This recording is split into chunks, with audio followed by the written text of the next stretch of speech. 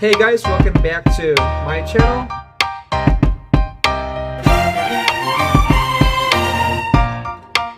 Here I am again, Teacher J, for another English lesson, tutorial, or review. But before I start, let me extend my heartfelt gratitude to my followers and viewers.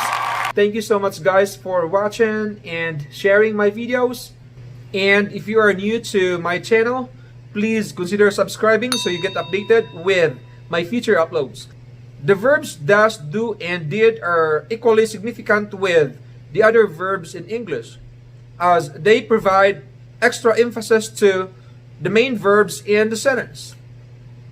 In this video, I will be having a review particularly on how these verbs, or how does, do, and did, can be used as auxiliary verbs or helping verbs and substitute verbs in the sentence. So here we go. Let's start. Does, do, did as helping verbs and substitute verbs. English grammar lesson with Teacher J. Before using does, do, and did in a sentence, let us be reminded first with the general rules of how these verbs are paired with a subject in a sentence. Number 1, use does if the subject of the sentence is singular. Number 2, use do if the subject of the sentence is plural. And use did for past tense, and this is for both singular and plural subjects. Okay, using does, do, and did as helping or auxiliary verbs, and first we have using them in negative statements or sentences. Before going to the examples, let us try to get familiar first with the structure or the arrangement of words, or how words are arranged in the sentence using does, do, and did in negative statement. We start our sentence with a subject followed with does, do, and did. So it depends on your subject, whether it is singular, plural, or in the past tense. Then followed with the adverb not or the word not. Then followed with the base form of the verb or main verb. When we say base form of the verb, it means that you don't have to add s, es, d, or ed to your verb. So it is the original form of the verb. Then followed with the other parts of the sentence. For example, number 1, we have here he doesn't prepare for the test. So we have here he, our subject. He is a singular subject. That is why we are using doesn't or does not, because we have a singular subject which is he. By the way, doesn't is a construction of does not. So you may also say he does not, okay, or he doesn't. Then we have right here prepare. Prepare is our base form of the verb or main verb or the original form of the verb. As you can see right here, no additional, no s, no ed, or no d, okay, just prepare. Then for the test, the other parts of the sentence. And the first example is in the present tense, singular. Okay, please take note of that. Number 2, they don't need your help. So we have here they as our subject, and they is a plural subject. That is the reason why we are using don't. Okay, don't or do not. Okay, then followed with the base form of the verb need. So again, no additionals like ed or s, only need. Then your help. Your help here is other parts of the sentence. And this example is in the present tense, plural. Number 3, I didn't attend our graduation ceremony. So we have here the subject I, then didn't or did not. So when we use didn't or did not in the sentence, that refers to an event that happened or took place in the past. Then followed with the main form or the base form of the verb attend. Again, no additionals like s or es or ed. Then our graduation ceremony is the other parts of the sentence. And this one is in the past tense. The verbs doesn't, don't, and didn't or did not in our examples here are used as helping or auxiliary verbs because they add special or they add emphasis to our main verbs. So our main verbs here are prepare, need, and attend. Okay? I will repeat. Doesn't, don't, didn't, or did not are called helping or auxiliary verbs because they add emphasis to our main verbs. Okay? So that is the explanation why they are called helping or auxiliary verbs. We have right here another way of using does, do, and did, helping verbs, and at this time around in question form. Okay, structure. So the structure is very important because this is going to guide us in writing our sentences. So for the structure, we begin our sentence with does, do, and did, and again, it depends on your subject, whether your subject is singular, plural, or in the past tense. Then followed with the subject, base form of the verb or main verb, then other parts of the sentence. For examples, do you need my help? So we have here the helping verb do and followed with the subject you. Now, the reason why we are using do here is because of our subject you. And when you use you cannot pair you with does. You cannot say does you. So it is always do you. Okay? Then need here is the base form of the verb, and my help here is the other part or parts of the sentence. Okay, another example. Does Mark understand what I say? So we have here does, helping verb does, followed with Mark, and since Mark is a singular subject, and that is the reason we use does, not do. Then followed with the base form of the verb understand, then the other parts of the sentence. Then lastly, did he complete the task? Then we have here a helping verb did, which is in past tense. Then we have the subject he, and as you remember, the helping verb did can be used for both singular or plural subject. So we have here he, which is singular, so it doesn't matter because this statement indicates that the event already took place in the past. Then followed with complete, which is our base form of the verb, then the other parts of the sentence, the task. Okay, one common mistake that our English language learners commit in using did is that after using did, some of our learners tend to make the base form into past tense. What I'm trying to say is some of them will say, did he completed? So they are adding D to mean that it is in the past tense.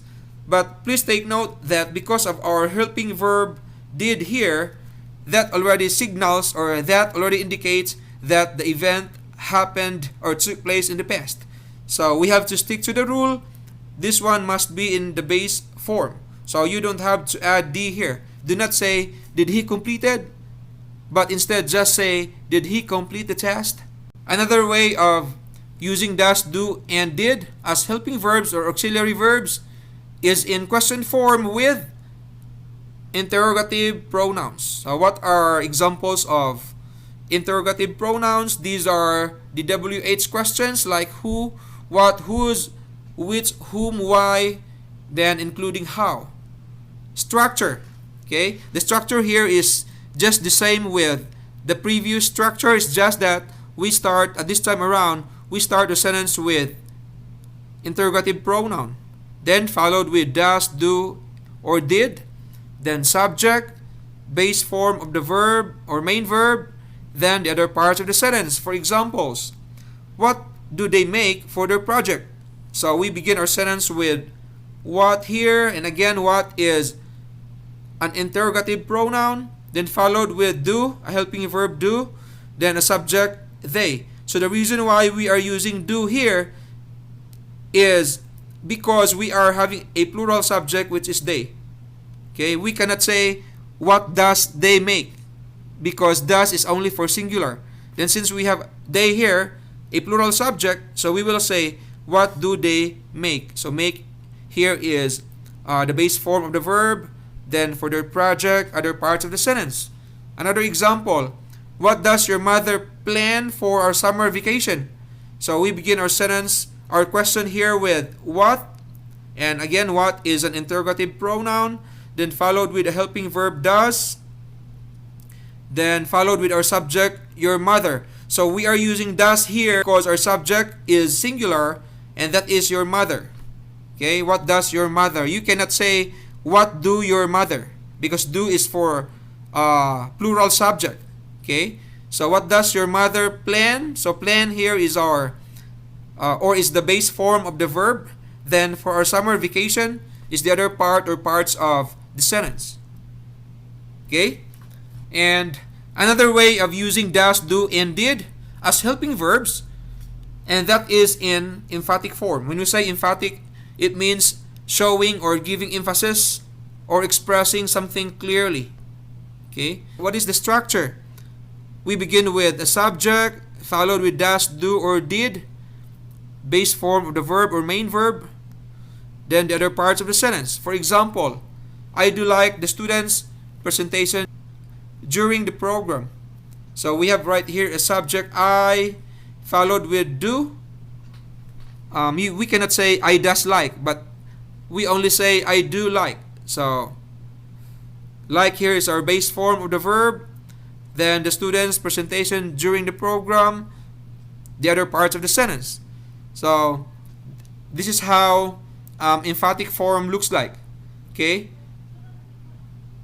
in some cases we can just say I like the student's presentation during the program, but if we want to give emphasis or if we want to express it clearly that you really like it, then we are adding a helping verb do here. So I do like the student's presentation during the program. Another example, my parents do look younger with their new hairstyles. So we have right here my parents, which is a plural subject. This is the reason why we are using the helping verb do. Then we have here look, the base form of the verb, then younger with their new hairstyles, the other parts of the sentence. Okay, so we can also say my parents look younger with their new hairstyles, but because we want to, or I want to give emphasis, or I want to express it clearly, and that is the reason why I have added a helping verb do in the sentence. Then I will say my parents do look younger with their new hairstyles. Okay, so if you can see sentences like these, we call this emphatic form. Okay, and you can always write sentences like these in your essay or any write-ups. Okay, so right now we have here using does, do, and did as substitute verbs. Okay, for examples, we watched the basketball game last night. Okay, so we have right here the subject we, then the verb watched. Then please take note that watch is in past tense. Okay, person two, yes, we did too. So now, instead of repeating the verb watched in the first sentence or statement, so we just replace it with the verb did. Okay, so this means that yes, we watched too. Okay, so this is applicable in conversations, or if you're having conversations with your friends or with other people, your classmates, your colleague. So instead of repeating the first verb, which is watched, you will just replace it with the verb did. Yes, we did. We use did here, not do, because watched is in the past tense. So among the three, it is did that is in the past tense also. Okay?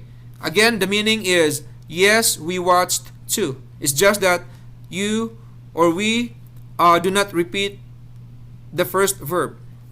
Another example, I really love my new job. So we have right here the first verb is love. Okay, and love is not in the past tense. This is just in the present tense. Person two, me too, I do.